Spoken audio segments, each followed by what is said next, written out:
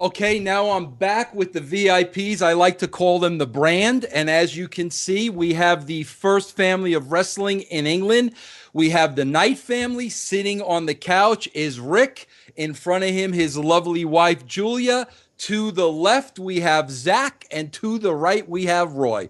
Now everybody's going to get to see your beautiful faces as I have for the last 30 minutes or so. I got to tell you, I want to get back to the documentary for a second. Fighting with my family. And, Rick, one of the things that I really loved, I looked at your promotion back then, and I loved the old school feel of it. It was really old school. And we're going to get a little bit into the style of wrestling that you're promoting compared to here in the States. I'm going to hit upon that a little later. But the thing I loved most about it that I think the fans now especially will get a big kick out of is, literally your daughter, Saraya, now Paige, out on the street with the Flyers promoting the show Old School. That's correct. I mean, she's done that every show for us. She was always the first one out the door. She always done the dirty side of the job as well. And that's why, everything she's got, she's deserved. She's never been shy of doing that sort of thing for us. To be honest, all our kids have been really good. All of them. Roy and Zach, the pair of them, I mean, Roy will put 100 bums on seats. Just his name in the Norwich area, even 150. I mean, two shows ago, he put 150 tickets. He sold 150 tickets, and he's been about 20 years as well. Yeah, and like the Hooligans as a tag team will put bums on seats, but the boys, even though they are we can't deny that they're the stars of our show, but they will go out and walk through all winds and weathers, leaflet through the door, go to their friends, bang out the tickets. Without us being a family unit and doing it all together, I don't think we would have been as successful, to be honest. It's instilled in our trainees as well. They have to do it, as part of their training, because they want to get to the major leagues. They've got to learn, you've got to start at the bottom everywhere you go. They leave us, they come at the top, they go and start at the bottom again, and we try and instill it in them. It's part of being a wrestler. You've got to do the dirty side of it as well. It's not just that 20 minutes in the ring, it's everything. And Rick, I guarantee you, if Saraya / Paige came back next week and did a show for you, even though she's headlining, for the WWE tonight, Night of the Champions, and they better put her over or else I'm going to be pissed. But I guarantee you, if she came back next week, she'd probably be back out on the street passing out flyers. Yeah. She would guaranteed. Be. 100%. Believe me, she has not changed in any way at all.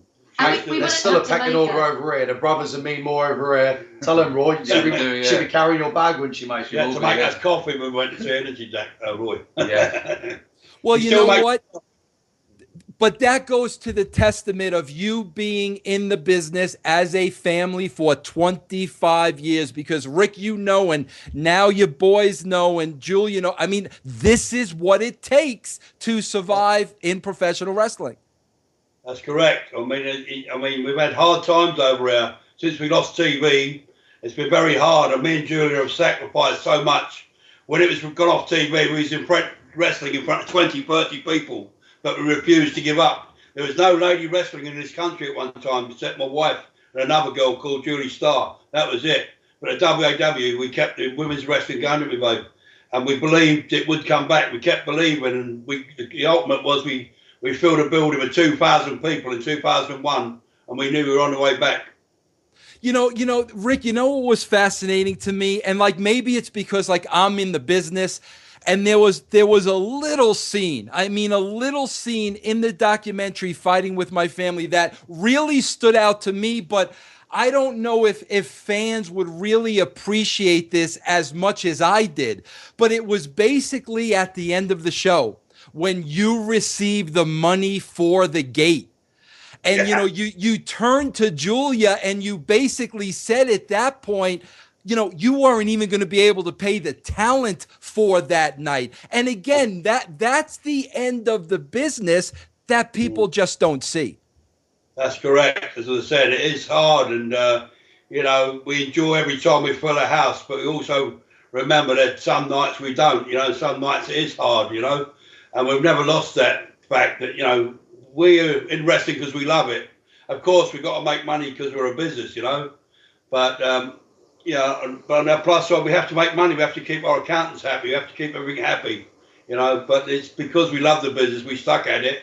And now we are getting the fruits of it. We're now starting to see 20 years of work coming into practice. And it is Paige's help, don't make a mistake about that. But also we put some real hard work in, and then that's paying off. Julia, before we get to, you know, the boys and the WWE tryouts, we're going to start with Roy. I just have one other question because I'm just trying to keep this chronologically. Now, in doing my research again, I had read that, you know, Saraya, when she was around 13, 14 years old, she basically toured around the world and in different countries around the world at 14 years old, traveling by herself? Yeah. Yeah, she literally travelled everywhere. She went to Spain, Portugal, France, Germany, Turkey, Cyprus. She was going everywhere, and she was going on her own as well. As parents, I got to tell you, I'm not even joking. I'm 53 years old. I've never left the country because I'm afraid. I've been to Canada once or twice, but I don't consider that another country. But how do you handle that as parents? You know, here your daughter, 14 years old, she's a phenom. I mean, that's already known. Now they want her around the world at 14. You know, you want her to live out this fantasy. You guys were all bred to do this for a living, but now from the parents' perspective, how does that kick in for you? Well, the thing was, it took us all by surprise, because we brought her first in as a tag team called the Norfolk Dogs with another girl, and they just went from nothing to phenomenal in months. They just hit every forum and every sheet, and they do that. And we just didn't realise what we had. And then the other girl decided to pack in, and Saraya said, I'm going on my own, Dad. And she'd be upstairs in the bedroom, and she'd come down on a Wednesday, and I go, we've got a show Saturday or Sunday. Can't do it, Dad. Why? I've been booked in Germany. Oh, who for? How did you do it? She'd done it all herself. She told everybody she was going to be a star and to book her while she was still independent. That was her word, wasn't it, Julie? You know. Yeah, the email she sent out you might as well get me while you can, because in a few years I don't plan on being here, because I am out to change the face of wrestling. So if you want me, now's the only time you'll get me, but you have to pay this price. And she actually doubled my wage and got her wage. That is unbelievable to me, because the four of you there, you know, especially, you know, Roy and Zach and your dad and mom, you know, being old school, you know all about, you know, having to pay your dues. It's part of the business. Paige was paying her dues when she was 13, 14 years old. Yeah. That's unbelievable. But all of the kids have. They all started. They all, you know, were like the circus. I didn't think anything. I mean, Roy used to smash Zach about. Zach would be about 2.5 years old and climbing up the top rope and doing dive across from inside the ring to outside the ring. And Roy used to be under there to catch him and didn't think nothing of it. Because off a stop at 4. He was doing flying leg scissors off the top like 4-year-old. So to us, it was like a natural progression because all the kids have done it. So if a promoter wanted Saraya to travel over to Norway at 14, we knew she'd met him. We knew the promoter. We've known Eric Isaacson for a long time.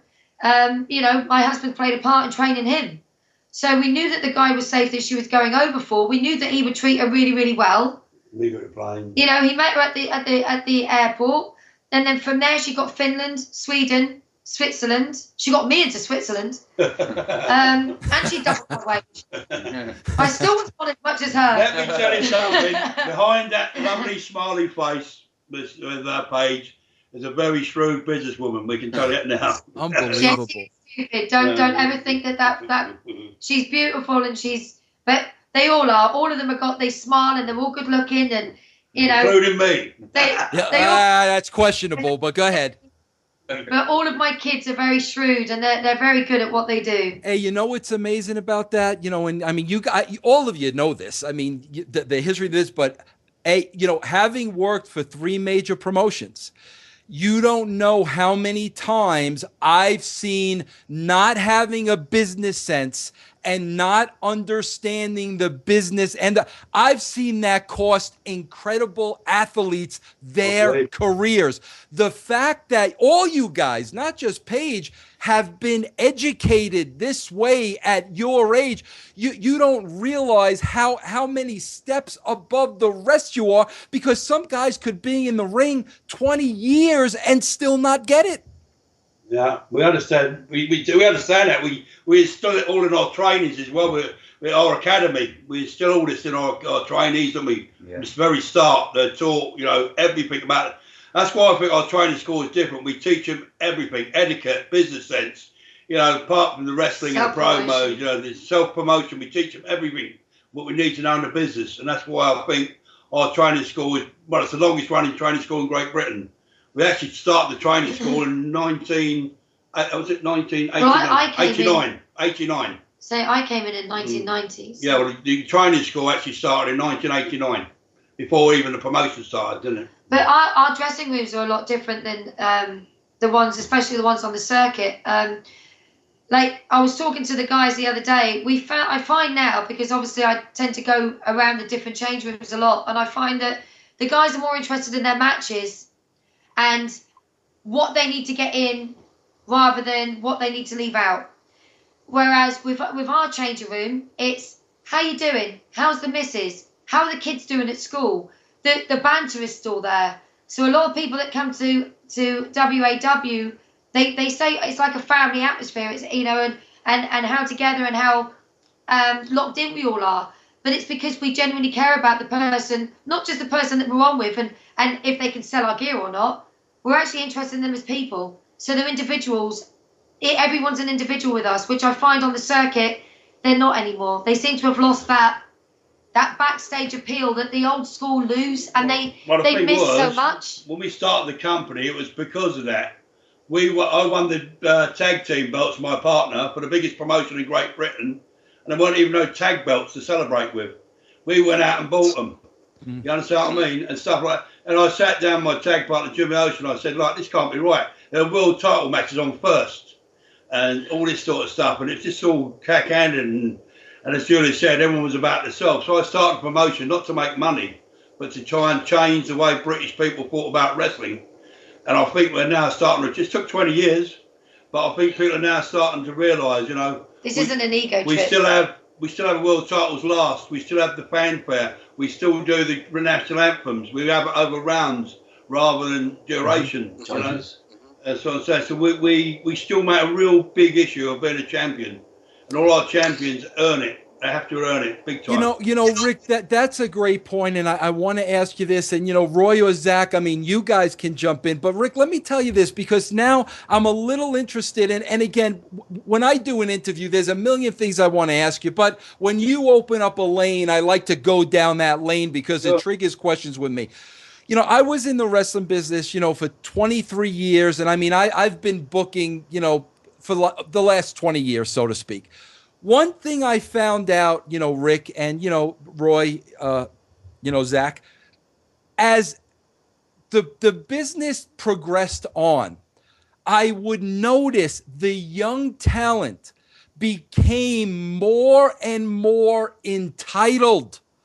Entitled to things rather than work for things. When I say entitled, Rick, I'm talking about, they'd walk into the door the first time and they want to be the champion. It's the entitlement really is to that level. And I used to sit back and it used to blow me away because, keep in mind, I had worked with a lot of the veterans. So, I had gotten to see how a Bret Hart carried himself or a Ric Flair carried himself. I worked with these guys, but now the younger and younger generation, it was all about me, and it was all about entitlement, and it was all about, not paying dues. Is it much different for you over there in England as far as bringing up the young kids through the system? No, to be honest, me and Roy are traveling around a lot now. Dad's retired, Mum's more Europe and stateside. Me and Roy still traveling around Great Britain, and the younger generation, they got no respect for people that's been in the business longer than them. You know, we'll go in there and, you know, Dad's always said to us, go to the senior, ask what match they want to do. You know, don't just say I'm doing this, this, this. We get young tag teams that's been in there about a year and they're saying, we've got to do this, we've got to do that. Will you take this move? Will you take that move? And we're like, you know what, guys? We've got 10 more shows this week to do. This is your one match a month, your WrestleMania match. We're calling the shots here, you know, and they'll go to promoters and ask what they're going down, where are their title shots. They haven't earned nothing. You know, these guys haven't ran miles. These guys haven't, you know, been woken up with dicks in their faces and, you know, sugar water all over you and put ants nests in your bedroom and, you know, pissing on your clothes and they're the only clothes you got during the day. You know, leafleting 100 miles and stuff like that. These kids have walked in, bought themselves baggy pants, bought themselves a championship belt. They walk to the ring. They're the champion. They've got to get respect. Hell no, it doesn't work like that. You know, and this is the one thing that the company still do. We still make sure that there's a stepping stone, a ladder, and they make sure who the senior guys are, and there's a hierarchy in everything they do. Let's put it this way. We can't say it no more than this. In our company, all our champions still train with all our newbies and all our working students. They all train together still, and they still have to pay their fees. And put the ring up and down. And put the ring up and down. Even though obviously they get paid for the services on the show, they pay a monthly fee to the gym and the academy. Our world champion still does it, our European champion still does it, our tag team champion still do it. And now our kids, when they walk in our gym, see all the pictures of our guys on the wall. Because I used to have all the old school wrestlers on there, Kendo Nagasaki and all them, Big Daddy. But now our kids, our little trainees, now look up to our guys, our world champions. Because they can see them in the gym, they're training with them, and they aspire to be them. You know, I hope, you know, Roy and Zach, you know, again, I know the goal is to get in the WWE, you know, based on the Fighting With My Family documentary. Paige is there. I know that's the ultimate goal, but I want to tell you guys, with the education you've gotten from your mother and your father, you have, as a guy that was a booker, you know, and made decisions, you have no idea the importance of the way you carry yourself in a locker room. I'm going to throw two individuals by you right now. I had no idea that you trained both of these individuals, and I'm going to tell you, this is my opinion now, the difference in the both of them, because it was all in the presentation and the way they carried themselves. I was in TNA for 10 years. And do you know who was the one guy I respected more than anybody out of everyone I worked with in TNA for 10 years? I love this guy. I don't think I've ever met a more respectful human being in the business. You know who that is? Go on. Who's that? Nick. Nick? We're going to get to Nick in a minute. What about the other one? Doug Williams. Yeah, Williams, yeah. I loved this guy. You talk about respectful, honorable, going out to that ring every night. You knew what you were going to get to Doug. What a pro. You know, and let's face it, you know, Doug was a regular sized wrestler. So, you know, you could really only push him so far, but he got as far as he could go and beyond the way he carried himself. Nick, on the other hand, great looking guy, great body, handsome. He had the entire, you know, the background of doing the American Gladiator. He had everything. The thing that hurt him more than anything is the attitude. You can't come across in the back, you know, with the agents and with the writers. You can't come across at 22, 23 years old like you know more than them, you know, and when you present yourself that way, it doesn't matter how much talent you have. That is what's going to hold you back. I tell people this all the time. You know, I worked during the prime of his career with Rocky. I worked with The Rock, and I tell everybody this. Yeah, he looked great. He had a great body. He had movie star looks. He could talk on the mic, all that stuff. But you know why Rock may be arguably the greatest wrestler of all time, he was smarter than everybody else. Yeah. And the way he presented himself, I try to tell young guys this all the time, and Rick, I'm sure you're the booker, so I'm sure you understand this. I used to try to tell this to the young guys all the time. When I'm laying out a storyline and an angle to you, listen, it's fine if you disagree. It's fine if you have input. It's fine if you have other ideas, but it's your presentation. It's the way you present yourself. If you present yourself in a respectful manner, I'm going to listen. When you come across as a punk that knows more than me and you've been in wrestling for 2 years, that's just not going to get you very far. So the fact that you two guys were trained that way, you have no idea the head start you already have before you even walk into a WWE locker room. Yeah, that's true, yeah. Just to finish on that note, Doug Williams is actually headlining our show on next Saturday against Steve Corino.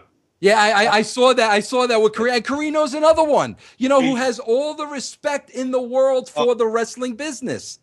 Yeah.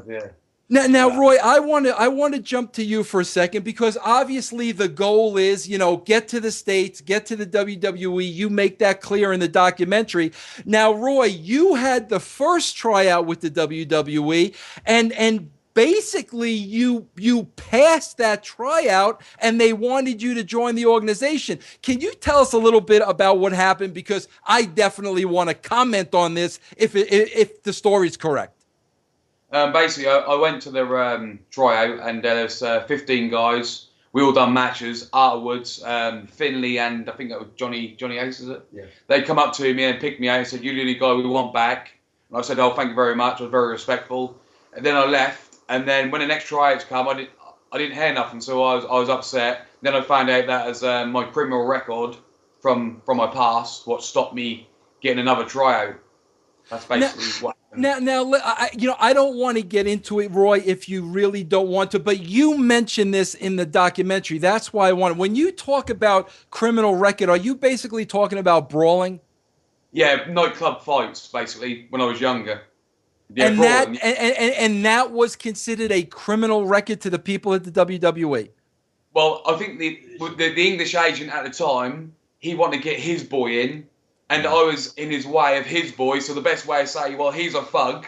We get the thug out of the way, then you use my boy. Then his boy got into NXT, where he's been released now, but his boy got into NXT, and I got pushed to the side, basically. Yeah. And meanwhile, from a writer's perspective, if you take your background, Roy, and that becomes part of your story and who you are, well, guess what? Now we got a legitimate character on TV. All you guys can do, and this is what I used to tell the young guys all the time, is go in the ring and be the best that you can be. Give 150%. As far as politics and favorites and this and that, that's a part of wrestling that you'll never be able to do anything about. And, that used to break my heart a lot, Roy, because there were guys, that you want to know an interesting story with Magnus? I'll tell you this story with Magnus. I had worked with Magnus in TNA before Eric Bischoff came in. Okay. Now, when Eric Bischoff came in, I introduced him to Magnus. Magnus had never met him before. Okay, so now it was me, Magnus, and Eric Bischoff, and we were having a three-way conversation. Okay, Nick was so nervous he couldn't look Eric Bischoff in the eye. Now you got to understand, I knew Nick, so I knew what was going on, but he couldn't look Eric in the eye. So finally, the conversation breaks up. Eric walks away. From that point on, Eric didn't want to do anything with Nick because Nick could not look him in the eye. Almost like Nick was trying to hide something, or Nick was not being honest. The fact of the matter was the guy was nervous. It was as simple as that. But that's the thing, Roy, little things like that happen. The talent has no clue. The next thing you're looking at is, listen, man, I'm a great worker. I'm in great shape. Why aren't I in the WWE? And unfortunately, a lot of times it's just little BS like that, to be honest with you. Yeah, that's true. Yeah, exactly how it is. Yeah. And now, Zach, I know you kind of were faced with the same thing. You went to the initial tryout with Paige, and you knocked it out of the park. And again, according to the documentary, what were the instructions they gave you? Basically, when we turned up on the day, things had changed a little bit from when Roy went to his. There was more guys there, more girls, and basically we started with promos. Now, I love to talk. You put a microphone in front of me, I'll give you any promo you want. I'll do any character you want. You know, that's what's been installed into this family. And once I'd done my promo, you had Jamie Noble, Goldust. Those guys looked at me and just like, wow, you know, where did that come from? And I was very humble. I said, thank you for your feedback. Anything else you can advise me with would be much appreciated. They then got us in the ring, and I was working with all the boys, and, you know, they kept me in the ring. They said, stay in the ring, stay in the ring, stay in the ring. And that's either two things. They're either trying to mess with me or they like me. So I just kept my head down and I done what I had to do, which, you know, was my tryout. Then my little sister got in the ring. And as soon as she got in the ring, I give her the biggest slap you can imagine. And I beat the living crap out of her. And the whole locker room, Cena, Orton, Big Show, all surrounded the ring. And they're like, is this for real? What's happening? Goldust then said to my sister, make a comeback.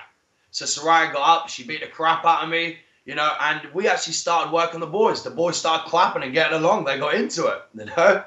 Arn Anderson then said, stop. And he made me sit by ringside and he looked me square in the eye, which is why I laughed when he said about Nick. He looked me square in the eye and he said, kid, you are the closest thing I've seen to me in years. He says, you got the full package, bar the body. He says, how much do you want? Zach, who's saying this to you now? Arn Anderson. Okay, on. Go ahead. So he says, you're the full package, bar your body. He says, how much do you want this? I said, more than you'll know. I said, this is my everything. And he basically said, okay, well, you know, I've spoken to the guys. We love you. We want you to come on board, but we need to work on your body. Now, we've got two options. Either we take you and we make you into what we want, or we leave you, you come back next time, and, you know, you show us that you want it, you get in shape. My sister then got signed straight away. They told her there and then. And I was unfortunate. Once I'd left, I went to my next show and I completely tore my meniscus. Mm-hmm. So my meniscus in my right knee got taken away. I tore my muscles in my leg, and my ACL was twisted, and I've had 2 knee operations since. Now, but you were hurt though, Zach, and you went for a second tryout, correct? Correct. Yeah. And what happened there? The same thing. You know, the guys absolutely love me, but once again, it just. Well, the agent told me, said you were in to me. The agents phoned up to my mum and dad and they said, Zach, I was there. Zach signed. You know, he's done it. But they said to me, their most important thing, they said, go away, put some pounds on. You know, at the time, I was around about 200 pounds, but I was lean. And they told me that weren't good enough. They were looking for big, bulky guys. So I went back in November, 6 months later from April. I went there near 300 pounds. Yeah? I put all that weight on. I would look like an absolute tank. All right? And then they said to me, no, we're looking for a cut guy now. Sorry. And I've had 4 trials. I travelled with TNA when they were over here. I used to be their ring boy. I flew out to TNA. I trained with a couple of people. I travelled around the house shows. I was there at St. Louis on lockdown when Angle done his backflip off the cage. I settled that up with Bob, you know, and all I've had is letdowns during my career. And at that moment, it just felt like the last kick in the nuts. And if it wasn't for this man, my brother, picking me up and saying, let's go as a tag team. I've had knockbacks, you've had knockbacks, but together we can keep picking ourselves up. That'd be me done. That'd be me out. So it's this man I've got to thank for keeping me going. I got to tell you, I swear to you, I don't know what happened in the WWE. I really don't. I know that, you know, I was booking from like 96 to 99 in the Attitude Era. And then it was, you know, at the beginning it was me and Vince, and then it was me, Vince, and Ed Ferrara. That's it. That was the writing team, period, end of story. When we looked at talent, I swear to you, I never once looked at a guy for his body. it's simple math. If you want to get in the wrestling business, you probably have a good body. You probably work out for a living. So unless you have a tremendous body that you guys know, you're not going to develop that naturally. Let's face it. So unless you have a tremendous body, you're not going to stand out from the crowd. What's going to make you stand out from the crowd is character. Okay. Yeah. Now, I saw the documentary, and I mean, as I'm watching the documentary, I'm saying to myself, okay, Paige is in the WWE. Somebody there had to see this documentary. They had to see these unique freaking characters that if I was watching every Monday night, I wouldn't be able to take my eyes off of them. And I'm just sitting here, listen, just off the top of my head, spitballing, like not even thinking about it. If you two guys were a tag team and they sold it like as, two big guys from England, regular looking guys, the wrestler type, right? Yeah. And all of a sudden, you don't even have to go to Paige route. That could be a surprise 3 years down the road. Take Paige out of the equation. If you guys are the tag team on TV from England, whatever the fact may be, and these parents are sitting in the first row, and you guys happen to lose the match, and the guys you put over go to the outside of the match, and your mother stops there and slaps one of them right smack across the face, and the next thing you know, your dad is all over them like a freaking Doberman pincher. Are you kidding me? I mean, it's that simple. This family is so unique. Has there ever been a mother and father that managed their sons in the World Wrestling Entertainment ever? It's a no-brainer. And that to me is, to still look at body types in like 2004. Look at Bray Wyatt. Yeah. It's so true. Yeah. The thing is, Vince, right? Me and my brother, we're not meant to be in shape. Our characters, we are 80s skinheads. We wear braces, we wear jeans, we wear wife beaters. We are hooligans. When we come out, we mean business. You want to fight, we'll fight. That's what we're notorious for. Everyone knows when we come to the ring, there could be tables, chairs. Things are going to get broken. We've been sacked from companies because we just tear the place apart. So to say that we need to be in shape is complete BS. Because if we walk down to the ring, we look like legit hard men. When we get into our character and we walk down that ramp, we look like we want to tear someone's face off. And if people want to go, we will tear their face off. Simple as. And I don't know what everybody... Can I ask you guys something? When you go to these tryouts, I've actually never been to a WWE tryout. I've never been to one. But when you go to those tryouts, is it all physical? Is it all ring work? Is there anybody from a creative standpoint that can look at you two guys and get the idea of a gimmick, or is it all just trainers and they want to see what you do in the ring? To be honest with you, I haven't been to one for a while now. When I went there, I've got to say, they looked after us well. We were all catered for. They give us our own dressing room. They took us into the production room for our promos. We'd stand around the ring. They'd want us all in our wrestling gear. So obviously they're trying to get a feel of us. Mm-hmm. And then have, a few coaches there. So that when I was there, they had Goldust, Jamie Noble, Finlay, and a couple of others. I can't remember off the top of my head. Arn Anderson was waiting by ringside.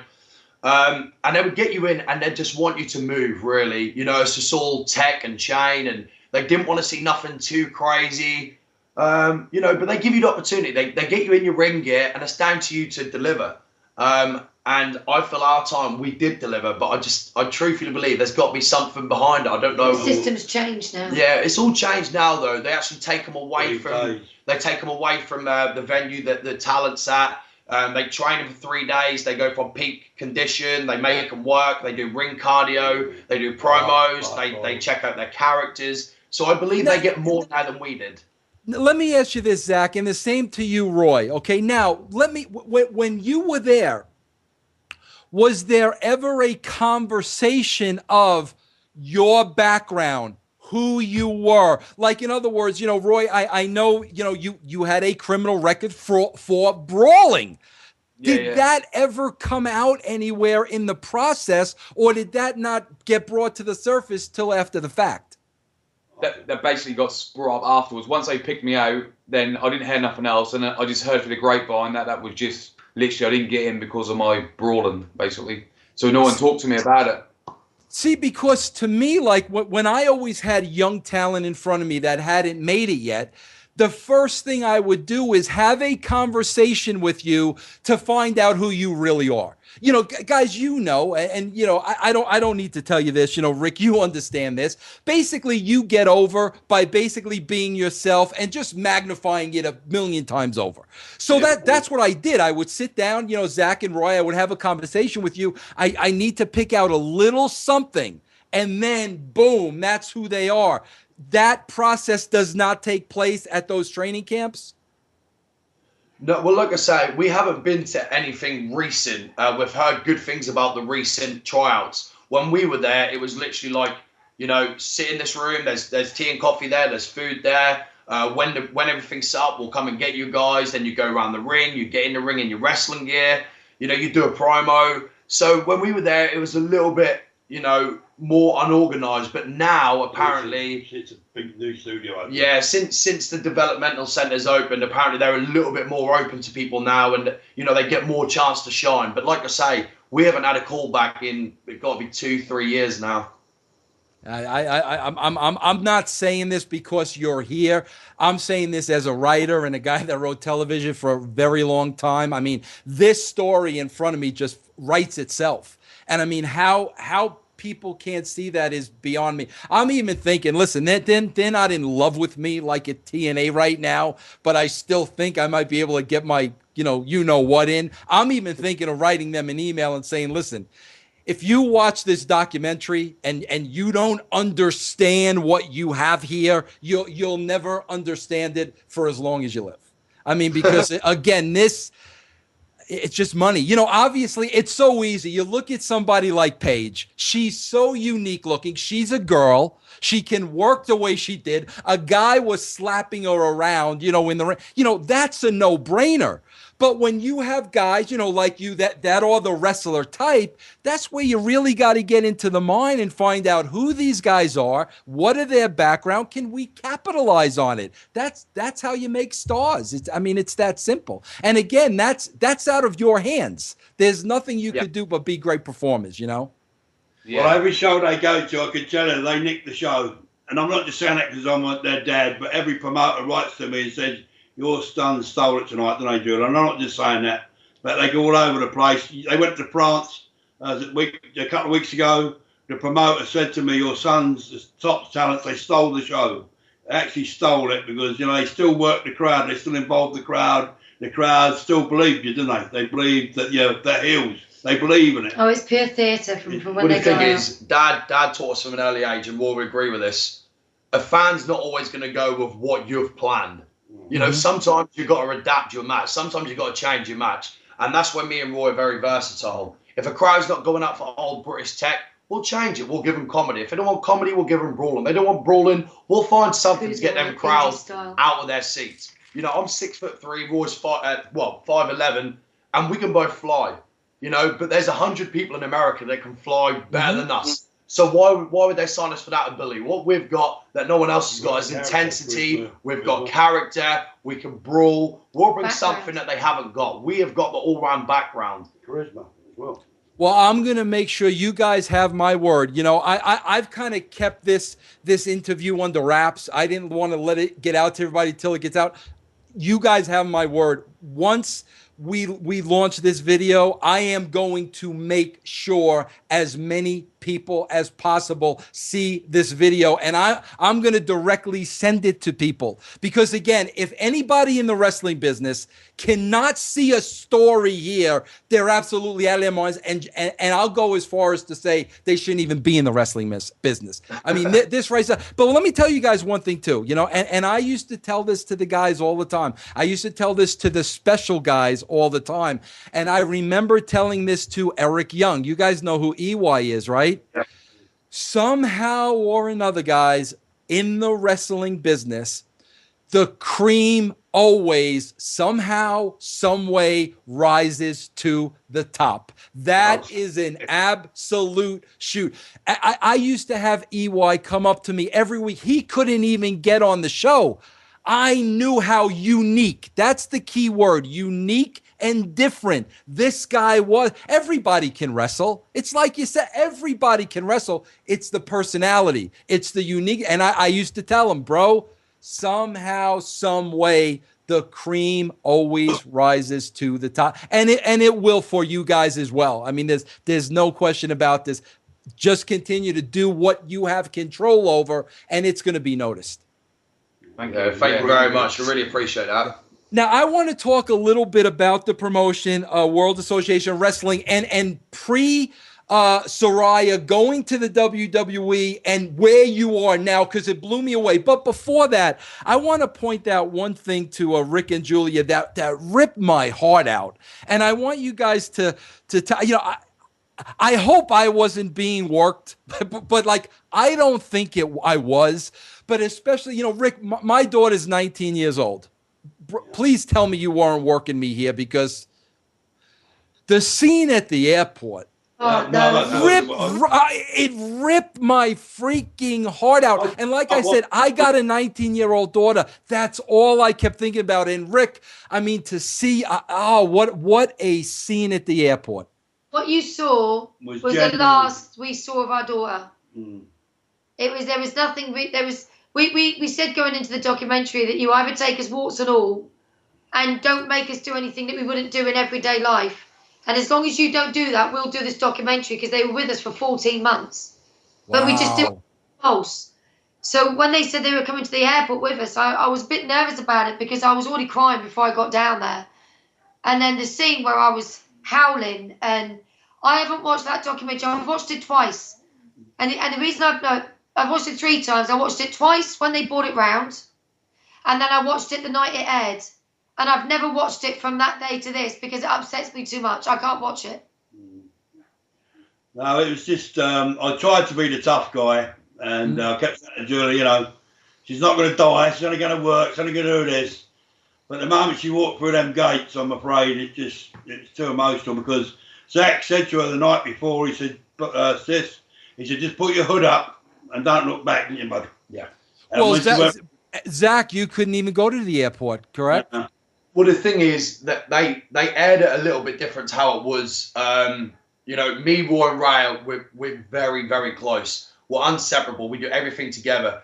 And that night, I decided to Saraya, it was hurting me that bad that she had to leave us. I started drinking. And she bought me a bottle of JD for my birthday, a litre bottle, and I completely done that in. Boy. They had to leave at 3 a.m. At 2:30 a.m, I was spewing my guts up, so there was no way I could have travelled 3 hours in a car to an airport. They made it look a little bit worse than what it was. But the last thing I said to her, I give her a kiss, and I said, put your hood up, don't look back. You were born to be a star. We're going to be doing the same thing, in 10 years' time. So just put your hood up, don't look back, think about the future. And when I watched that documentary, I'm so happy she listened to exactly what she had to do. That's where I got tearful, because I knew you'd told her that. And when she put her hood up and walked for the gates, and she didn't look back, it was like, that's just great. Now, let me ask you this. Let's clarify this. The guy that lifted up the shirt and beat his belly, he wasn't at the airport. They wouldn't let her on the plane if he was there. Was he there? No, he wasn't there. He got left in the car. They said he wasn't allowed in.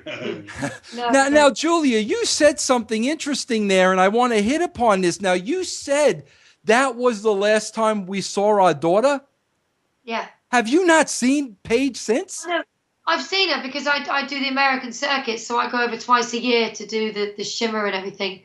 So I'm probably, out of all the family, I'm the lucky one, because I get to see her twice a year and spend an extra 2.5 weeks with her. So none of the boys have seen your sister or your daughter in three years? We did 3 times. 3 times in 3 years. 3 times in 3 years, and that's 2 Christmases. And obviously, she made the last UK tour, which we tried to go to as many of them as possible. But that's it. These guys, it's only been three times for the other 3, but I've seen her six times. How is she getting used to it? Because again, then the documentary Fighting with My Family, it showed Paige's side, and it showed her being in Florida by herself in a little condo, and the picture of the family is there, and again, it tears your heart out. How is she getting along now? Has she got used to the fact that she's away from home? I mean, how is it now for her? Well, she's like an American now. We talk to her. Yeah. She's got the baseball clap. You know what I mean? She's got a big car. She's loving it. And what she loves is she speaks to her brothers every day as much as she can. Every day. They'll drop her a message every day. She'll pick it up when she can. But she does kind of depend on the family a hell of a lot. And especially her brothers. Yesterday was hard because she watched the wedding ceremony on Skype. Oh. No, very hard. Just sort of heartbreaking for the first 10 minutes when it's that. Yeah. Food tears yesterday, but as I said to her, it's just one day, sweetheart. The rest of your life is what's important. She just appreciates everything that's around her at the moment. She appreciates what the WWE are doing. She appreciates everything, but then when she has to make a sacrifice, she realizes how hard it is and what she's actually accomplished in her tender years, really, because she's still only just 22. So, but it's the sacrifices that hurt, but the gains outweigh the sacrifices. So, and she understands that. Now, I have to ask the gentleman of the family a question because, I'm a little concerned about this myself, and I want the three of you to make me feel better, okay? We know Paige is over there. She's 22 years old. We know she's beautiful. Now, we know how the wrestler types are over here in America. Believe me, I've had my experience with them. Please tell me that if it's even as much as one of them wanting to take her on a date, that they got to go through all three of you first. Yeah, please. You gotta go with them. You gotta go for them lot. There, that's what they go. Good. Now I'll be able to sleep better at night. Vince, they've always got to remember that she's got two older brothers, a psycho sister, and a nutcase dad. And not only that, we're only 6-7 hours on a plane. There's no stopping us. If someone want to get our little sister or the daughter, they got to get through us first. And not only that, she could probably kick 75% of those guys' asses by herself. She is no fool when it comes to fighting. Now, Rick, I want to talk about, because I was so thrilled to see this, and I happened to stumble upon this morning, when I was still doing more research, and I was lucky to come across it. Now, in the documentary, Fighting with My Family, we saw, the show. It was a little of promotion. As I said earlier now, there was one little scene there where, you didn't even make enough that night to pay the talent. Now, all of a sudden, that was 3 years ago? Yeah. Now, go ahead. I'm sorry, Rick. Go ahead. Yeah, the thing was, as I said, I know it come across that way, and yeah, that was a tough summer. That year. I mean, but it wasn't really a true reflection of promotions. We stood minimally well then, weren't we? To be fair, we were making money, but not a lot deal of money. We were keeping the accountants happy. But then, as I said, she got signed. Now, you did not have TV at that time, right? No. You have TV now, right? Yeah, we got a little channel on Sky called My Channel 203. We've been on Ben Channel, which is an African channel, but we've finished a contract with them. We've gone on Sky now, a little channel on Sky called My TV. It's 203, and it launches on October the 4th. So now, did that growth happen? I mean, immediately as soon as she came over here and became a star, or was it gradual? No, straight away. Our academy trebled. Our academy trebled with trainees, and especially girl trainees, lady trainees, and everything just seemed to take off. It was ridiculous, really, and I think the documentary helped. Everywhere we went, they seemed to recognise us, didn't they? And I think it brought a bit of belief back into the family. Yeah. Me and Roy decided that we can do this. Our sister's there, we can definitely do this. Everyone was working harder. Everyone wanted it more. We built campaigns for British wrestlers to go back on TV. What Saraya done was brought belief back into the family. Inspired us, You know, and that's the biggest thing that she done for us. Yeah, but no, what another thing that the documentary done for us, and it's without Saraya. Channel 4 made the Knight family real, because everyone has got this big idea of us as being thugs and gypsies and pikeys and, you know, fighters, and don't talk to them, and they're bad news, and they've got attitude problems, and their sons and their husbands are nutters, and everyone had this this point of view of us that was completely wrong and completely false. But the Chinese whispers in the business at the time was horrendous. And when people saw the documentary, they realised that we are an extraordinary close family that has a hierarchy system. The buck stops with him, irrelevant of how you feel. The buck stops with him, and I think the documentary done us huge favours of just literally making us real and approachable when we were seen as non-approachable. And I think the documentary done that for us in a huge way. And the critics are kind, weren't they? Yeah. Yeah, well, I mean, the one thing that comes across loud and clear in the documentary is, you know, strip all the wrestling out of it. The close-knit, loving family of everybody having each other's back.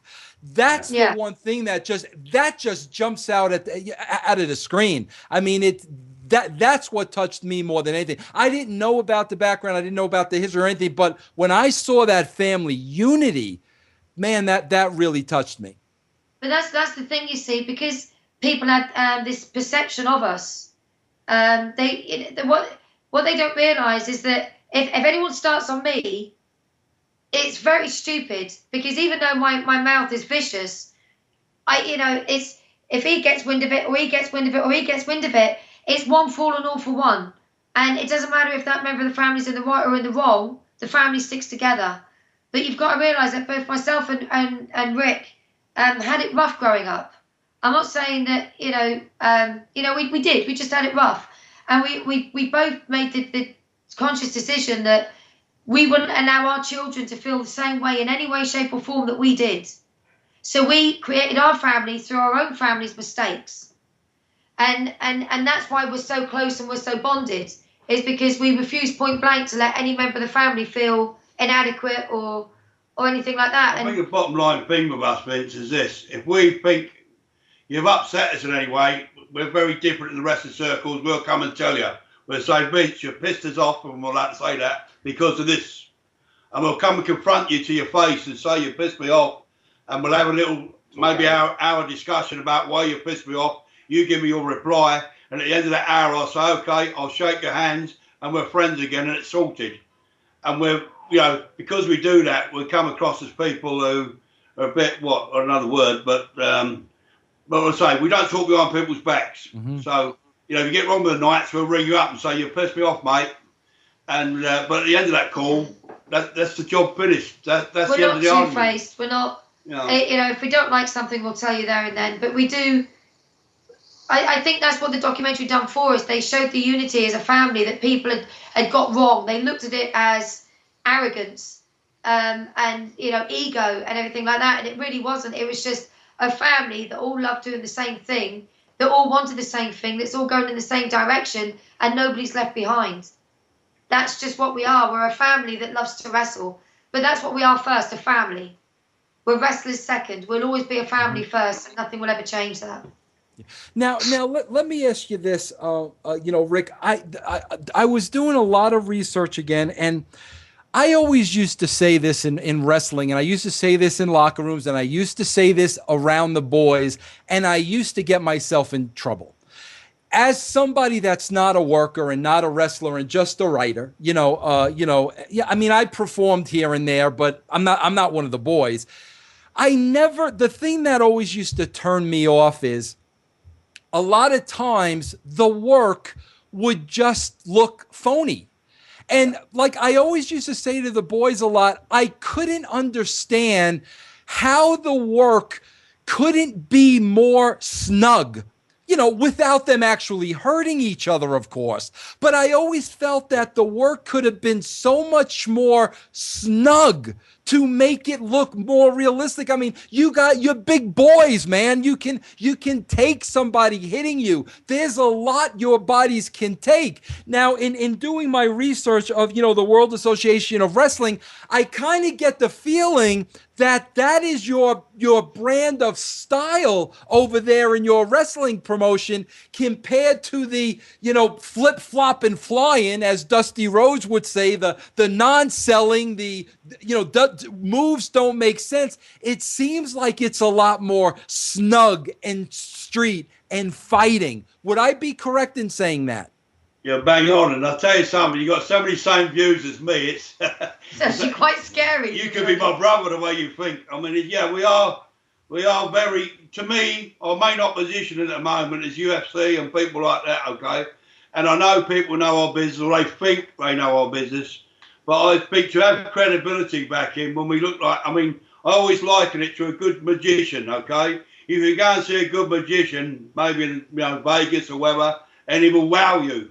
You'll walk away and you go, wow, that was fabulous. Even though he's taking a trick on you, you can walk away and enjoy the show. It's an illusion. I always say we're violent illusionists. When we go into that ring, I want everyone to walk away going, wow, we know it's this, we know it's that. But this show, we believed everything. And I believe in my promotion we do that. We work snug. We try and work on, I mean, you're the man for that, but we try and work on storylines, what ping the heartstrings, what brings people in. Like the fans, they pay their money to be part of the show. They can actually relate to it. They can relate to it. It's something in everyday life storyline, what they can relate to or be part of. So this is what we try and do, just work on reality and making the matches look snug, as you say. You know what's so funny about that, Rick? I swear the one thing that caught my eye, with Paige, the one thing I immediately noticed, okay? And, again, she's got a different look. She's got all that, but it wasn't even that. The one thing I noticed was when they put her in a match, pardon my French, because I don't cuss much, it looked like she was beating the shit out of those girls. Yeah. And I sat here and I was like, I thought those are live rounds. She is beating the crap out of those girls. It was very believable. And that's why I don't want you guys to get into the creative end of it at WWE, because I don't want you to get in any trouble, but I'll get in some trouble. But like a week later, when you see her viciousness in the ring and how she could turn it on and off, they did something about a week later where Paige kissed the belt and then AJ kissed the belt and kissed Paige's hand.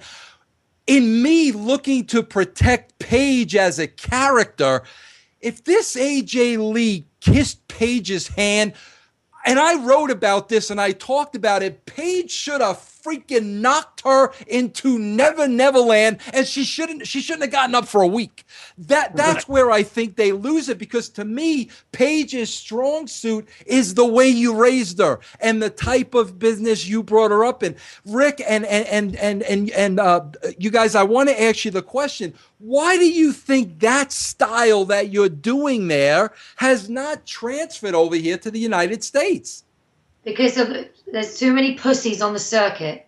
That's a great quote right there. I'm going to use that. If this business is real, there'll be 98% walk out on it tomorrow. Whereas everyone in WAW, if this business is real, would survive. All my guys could legitimately fight in an octagon anywhere, because they're the sort of guys we try and get and together. Our girls. And the girls. Our girls train with the guys. Paige to tell you, all her training was done with guys. We intermingle them. Other academies keep the girls separate. Not here. You are WAW through and through, whether you're a female or a male. We all hit each other. We're all snug. We're all tight, and we do things that way. And I think that's why people are starting to believe in us now. We used to be the laughing stock, didn't we, with the internet marks, but now people are now turning around, aren't they, and coming towards us. We're now getting good write-ups and stuff, Yeah, if people. Sorry, go on, Vince. No, Julia, Rick said something interesting there. Why, with that type of style, again, I'll say it again, but a guy like Doug Williams just, jumps out of my mind because he is so believable. I don't care how small Doug is. When I saw Doug, I was like, that guy could beat the crap out of me. I wouldn't want to get that guy pissed off. It was embedded in him. You know, Rick, when you say we were the laughing stock of the why was that? I don't understand that. We don't have bouncy indie style wrestling. You know, I try and say to my guys, you over there, you've got millions of people who can do that style. If we're ever going to get anywhere, any of our guys get to the big leagues, you've got to give them something different. Yeah. And at the moment in this country, I think we only company who are giving them something different. We are hard hitting. We could, you know, as I said, we're up against UFC and the cage fighting. That's what our audience is against, especially in Norwich. This is a fighting city. It's a boxing city. It's a cage fighting city, isn't it? Everything in Norwich is a fighting city. So to get our fans to come and see us, we get the boxers come and watch our shows, don't they? Yeah, they do. Professional boxers. We get the cage fighters come and watch our shows because they believe in us. In that 2 hours, they're in that crowd. They believe us, and this is my biggest pride that we got these guys come to watch wrestling again. You know, they used to be a joke, but the internet people couldn't see this. They thought I was on the wrong track, that I was trying to live in the past. No, you come and see my company. We've got the old style traditions. We still do pretty much a lot of British style, but we're also what I call us Brit-Am, because we mix of both, don't we? We've got the razzmatazz. We run in a big TV studio, for God's sake. You know, we've got all the lighting, we've got the rigs, we've got everything. But we also have the tradition, as I said, with the titles. We still have the big fanfares. We still have the national anthems. It's still a big deal to us. And with us, it's toe-to-toe rather than running and jumping. Yeah, it's toe-to-toe. We could wrestle in a phone box. You know, we don't need a 20-foot ring. Yeah, we can also, if the ring is broken or the ropes go or something like that, our guys can continue, whereas other guys can't, because we can wrestle on a sixpence. You know what's so funny about that, and I think you guys will appreciate this. Obviously, if you look at the history of wrestling, I'm talking about the WWE now, okay? When you look at the Attitude Era and you look where they were, and after the Attitude Era, MMA really started coming into play there. And MMA, the first thing that MMA did was they started killing the WWE pay-per-view business. And I used to say, well, you know, why is anybody going to watch wrestling? You know, why are they going to watch a fake fight when they can see a real fight? But what happened was, rather than the WWE try, work concertedly, like you said, of getting snug and making it look more real, and like all of a sudden, oh my God, are these guys really, hitting each other? Suspend the disbelief. Rather than that, they went the other way and they blatantly made it look fake. So now you've got two guys in a cage killing each other. The WWE went the other way with it. They lost about half their audience. And the thing that boggles my mind is nobody's doing anything to correct it. These guys are still being trained the same exact way. But yeah, we just took the other attitude that they're our competition. We've got to try and move with them. And we're the only ones in this country who's done that, haven't we?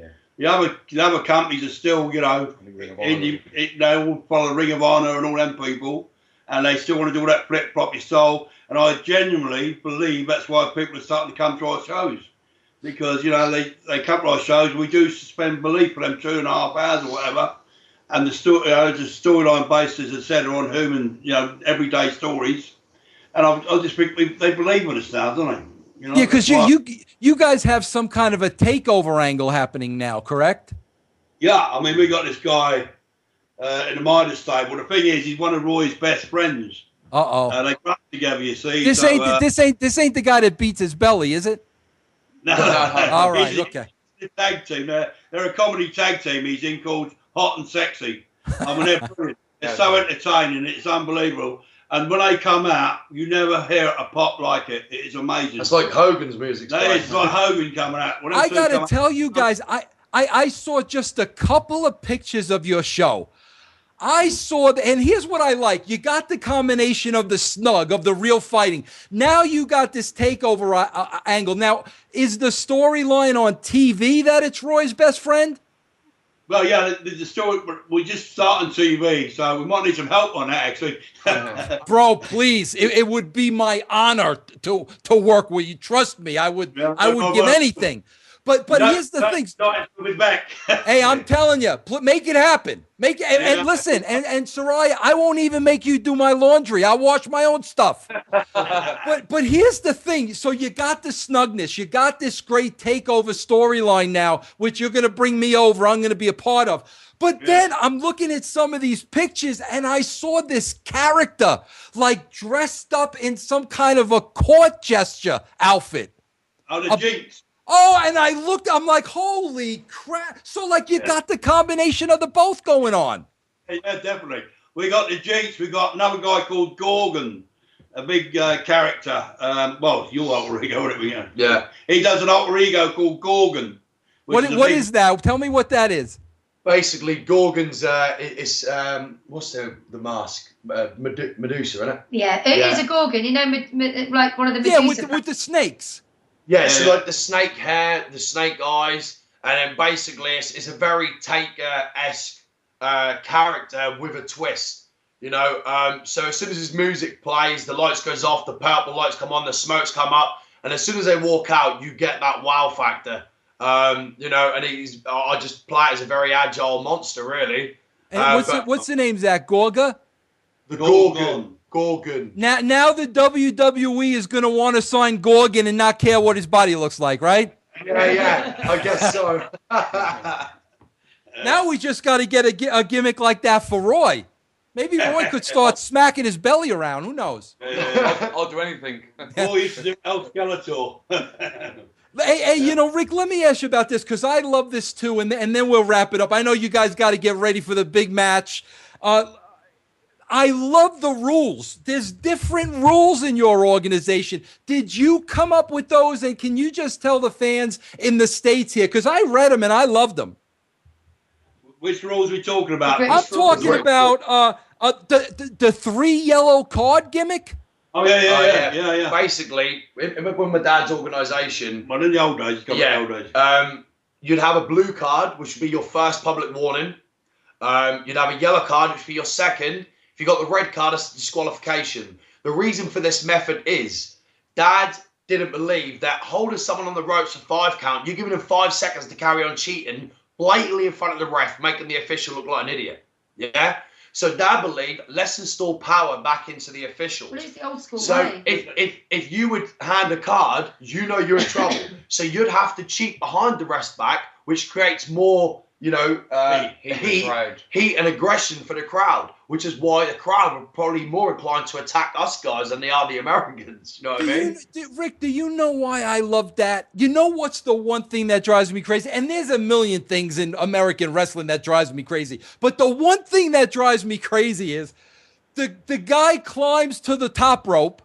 The referee starts counting, telling him to come down. The guy jumps off the top rope, hits his move, and the referee doesn't do anything. That's right.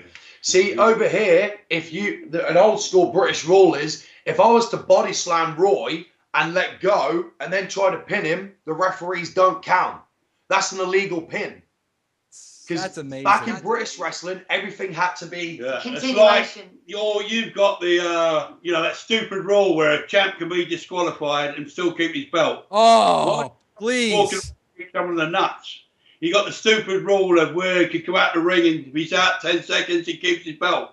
In here, a champion has to win to keep his belt. And to me, that's restored the credibility again because the champion has to work to keep his belt. He can't just walk in the ring and kick someone in the nuts or just hold out.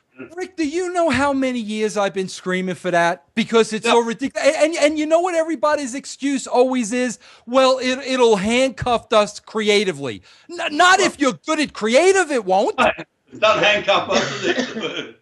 We come up with what about the thing? Here's another pet peeve, and it'll be the last one because I can go on all day. What about when the wrestler's in the corner and the other wrestler climbs to the top rope, to the third rope, and pounds this guy 10 times without the guy trying to defend himself? I know, it's ridiculous, isn't it? Now, here's another one, Rick, that I like. Now, is the title match fought over rounds? Yes. Tell me about that. I love that. Well, the thing is, if you get a chance to see it in the best style, try and get Julia against the Destiny, wasn't it, for a Shimmer title? It's out there somewhere. But what it is, it's 3-minute rounds, just like the boxing. Okay, we have judges at ringside as well. Okay, just like the boxing, and it's 2 best of 3 falls, and the judging is on a 10 system. So if you get a pinfall around, you lose that round by 10-8. You get a public warning or a card, you lose that 10-9. And the rounds are judged on near pins and stuff like that, and aggression. Well, the thing is, you capture more emotion on a round as well, because if you've got someone in a submission and you've got 20 seconds and you're not tapping, the crowd are so into it. You know what I mean? And then you're about to tap and the bell rings. Saved by the bell. But the end game is you're trying to do everything you possibly can to make it look real. That's exactly. Right. To be honest, though, the thing about championship matches as well is that if there's a cut, the corner has to stop the cut. Whereas in American wrestling, they like to see the blood over the face and they like to see the massacre.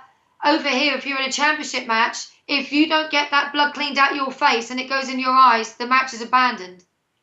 Yeah, we still have Julie's match the best actually. She's done the cut.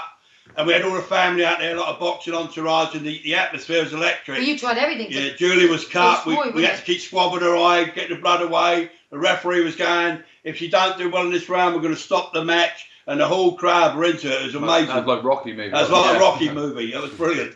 How do we watch your product here? The World Association of Wrestling. How do we watch that here? Well, we've actually got an internet channel which people can watch it on. And that's that match is on there. And that match is on there, I'm talking about. And it's waw-bellatrix-tv.co.uk. And we didn't even get into that, Julia. Bellatrix is the women's league that you run.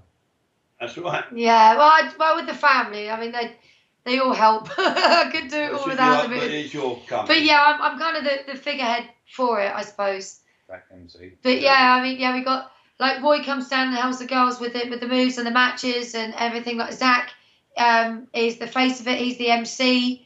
He kind of runs it all. Rick helps me with storylines and basically it's an overall family thing. And I've also got a partner as well. One of the guys came in with me, Anthony. So yeah, it's really cool. There was something that you said earlier on actually about wrestlers. And how it's changed and it's all about them. I've got 3 girls at the moment that are driving me insane because all I'm getting out of them is, well, I've been there from the beginning and what about me? And I feel that I've shown you so much respect and I've been by your side all this time and you seem to be overlooking me and putting other girls that I don't think deserves it through. And I'm thinking, my God, you've been on every single show that I've ever done from the beginning. You have been a stalwart of my company. You've earned serious money out of me and you're worried because I've not made you a champion. Yet you've been on with all the girls that have been made into champions. So surely you should know your position in my company, that you're the best star maker that I've got, but you've got longevity, whereas the girls that are making stars might not have that. And like when you were saying that, I was actually thinking back to Bellatrix at the time, and there's 3.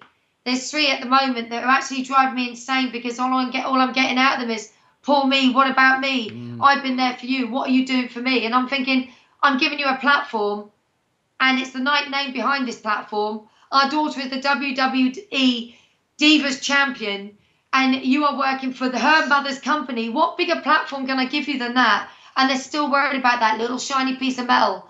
And I can't get into the girls' heads that it's not about being a champion. It's whether you're needed or not. It's whether you're on that show. It doesn't matter if you're on first, if you're on last. It doesn't matter if you're there cleaning the changing rooms. If you're being paid for a job and it's in wrestling and you're there every single time, to me, that shows your worth. And I just can't seem to get that into the girls' heads and into some of the guys' heads that it's not what you do on the show, it's whether you're on that show. Julia, you know how many times I'm in the back and these guys are crying about their angle and this and that. And you know what I used to say? You're on TV. Yeah, Do you not exactly. understand? You are your brand. You're represent. The key is to get your brand on TV for millions of people to watch. You're on TV, but yet they would bellyache and complain, not getting the push. The story. You're on TV. The thing is, if they would, to, for example, if they said to us, boys, here's your storyline, you got 30 seconds. Trust us, we'll think of something to make us stand out in that 30 seconds. Whether it's a facial, whether it's a hand gesture, it doesn't matter what you get. It's to how you come about, you know, obviously, what do you call it? Putting it out there, innit? Delivering it. Yeah, no, it's the same thing, guys. I say this all the time, and you know, Rick, you'll appreciate this. You know, everybody's looking for their push. You know, from a creative standpoint, we don't sit in a room and decide who to push. We push the guys that are out there and creating their own push. The guys that are busting their backside, the guys that are drawing the rating, the fans are paying people money to see them. You create your own push. The guys don't understand that today. No, that's it. It just gets harder every time, you know. I think a lot of them just in it. They're not in it for the business. They're in it for themselves, you know. And they think that they know better than you. Exactly. And let me tell you this. Nobody knows better than the Knight family right here. I could tell you that. And this has been a treat for me. I'm so glad I got to meet all you guys. I expect to be down in, I got to make sure I pronounce it right, Norwich. I expect to be down there sometime soon. I want to work with you people. I love what you're doing. I'm going to start watching some of the shows on the internet now. And what I'm going to do is, you know, Rick, when you mention the name of it, I'm going to make sure we put it along the screen so everybody can start seeing it. I'm going to make sure everybody and their mother, their brother, and their sister. And if every family has a guy that lifts up his shirt and beats his belly, I'm going to make sure they see this promo too, because you guys, hey Rick, you understand this. You know what this Knight family is? This Knight family is money. This Knight family is money. And if you can't see this, you shouldn't even be in the wrestling business. Now, listen, I wish you all the luck in the world tonight with Paige. They're going to hear it from me if Paige don't go over. I'll tell you this Nikki Bella and the Brie Bella, forget. I want to see Paige beat the crap out of people. That's what I want to see. Let me tell you something. If she don't go over, Paige won't worry about it. She'll just be a professional. That's the way she's been brought up. And that's that goes where I say, but you know what, Rick? I won't be a professional. I'll flip my lid if she doesn't go over. But anyway, listen, I can't thank you guys enough. I love this. I'm so glad you spent this time with me. And please give me a word you're going to come back on the show again. Oh, yes.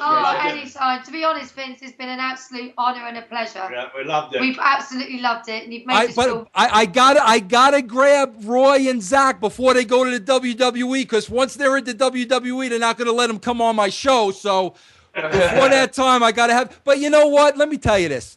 You keep doing the type of business you're doing over there and the show you're putting on and Zach and Roy, the way you work. I hate to break the news to anybody. You're going to be drawing bigger audiences than they do here on WWE. Yeah. Then what? Then they're not going to be able to pay you enough to go over there. Then they're going to work for Saraya, and then she's going to have to do everybody's laundry. But listen, guys, I thank you so much tonight. Back here in the States, we'll all be pulling for Paige. You guys are great. I love you, and I hope to have you back on the show again. Thank you very much. Cheers, man. Thank you. All right, take care, guys. Yeah. Cheers, Vince.